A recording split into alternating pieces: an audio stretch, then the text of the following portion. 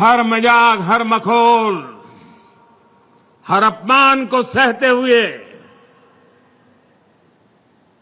एक प्रण लेकर के 100 दिन मैंने आपके कल्याण के लिए, देश हित के लिए नीति बनाने और निर्णय लेने में जुटा लिए और तय किया था जिनको जितना मखौल उड़ाना है उड़ा दो, उनको भी तो मौज आएगी यार, ले लो ले लो। और मैंने तय किया था मैं एक भी जवाब नहीं दूंगा। जिस रास्ते पर मुझे देश के कल्याण के मार्ग पर चलना है, कितने ही प्रकार के हंसी मजाक ठिठोरापन होता रहे, मैं अपनी इस राह से भटकूंगा नहीं। और आज मुझे खुशी है कि उन सब अपमानों को पछाते हुए 100 दिन के इन निर्णयों में देश के हर नागरिक, हर परिवार, हर वर्ग के कल्याण की गारंटी पक्की हो गई है। इन 100 दिनों में 15 लाख करोड़ रुपए से ज्यादा योजनाओं पर काम शुरू हुआ है। चुनाव के दौरान मैंने 3 करोड़ नए घर बनाने की गारंटी देश को दी थी। इस गारंटी पर तेजी से काम हो रहा है। आज यहां इस कार्यक्रम में भी गुजरात के हजारों परिवारों को पक्का घर मिला है। कल मैं झारखंड में था, वहां भी हजारों परिवारों को घर दिए गए हैं।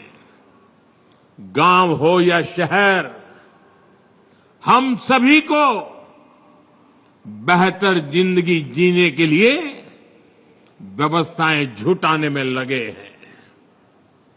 शहरी मिडिल क्लास के घरों के लिए आर्थिक मदद देना हो, श्रमिकों को सही किराए पर अच्छा घर देने का अभियान हो, फैक्ट्रियों में काम करने वालों के लिए विशेष आवास योजना बनानी हो, वर्किंग वीमेन के लिए देश में नए हॉस्टल बनाने हो, सरकार इन पर हजारों करोड़ रुपए खर्च कर रही है। साथियों, कुछ दिन पहले ही गरीब और मिडिल क्लास के स्वास्थ्य से जुड़ा बहुत बड़ा फैसला लिया गया है। मैंने आपसे वादा किया था कि देश में 70 वर्ष से ऊपर के जितने भी बुजुर्ग हैं, सबको 5 लाख रुपए का मुफ्त इलाज मिलेगा। ये गारंटी भी पूरी हो गई है। अब मिडिल क्लास के बेटे बेटियों को अपने मां बाप के इलाज की चिंता नहीं करने पड़ेगी। अब आपका ये बेटा इसकी चिंता करेगा। साथियों, इन 100 दिनों में नौजवानों की नौकरी, उनके रोजगार, स्वरोजगार, उनके कौशल विकास के लिए बड़े फैसले लिए गए हैं। नौजवानों के लिए 2 लाख करोड़ रुपए का विशेष पीएम पैकेज घोषित किया गया है। इसका फायदा 4 करोड़ से अधिक नौजवानों को होगा। अब कंपनियों में पहली नौकरी की पहली सैलरी भी अगर कंपनी नए नौजवान को पहली बार रोजगार देती है तो वो पैसे सरकार देने वाली है। सरकार ने मुद्रा लोन, जिस मुद्रा लोन ने स्वरोजगार के क्षेत्र में एक नई क्रांति लाई है, बहुत सफल अभियान रहा है। उसकी सफलता को देखते हुए पहले 10 लाख रुपए तक मिलते थे, अब उसे बढ़ा करके 20 लाख रुपया कर दिया गया है। साथियों, मैंने माताओं बहनों को गारंटी दी थी कि देश में 3 करोड़ लखपति दीदी बनाई जाएगी। बीते सालों में 1 करोड़ लखपति दीदी बन चुकी है। लेकिन आपको खुशी होगी कि तीसरी टर्म में पहले 100 दिन में गुजरात सहित पूरे देश में 11 लाख नई लखपति दीदी बनी है। हाल में ही सरकार ने तिलहन उगाने वाले किसानों के हित में, तेलीबिया,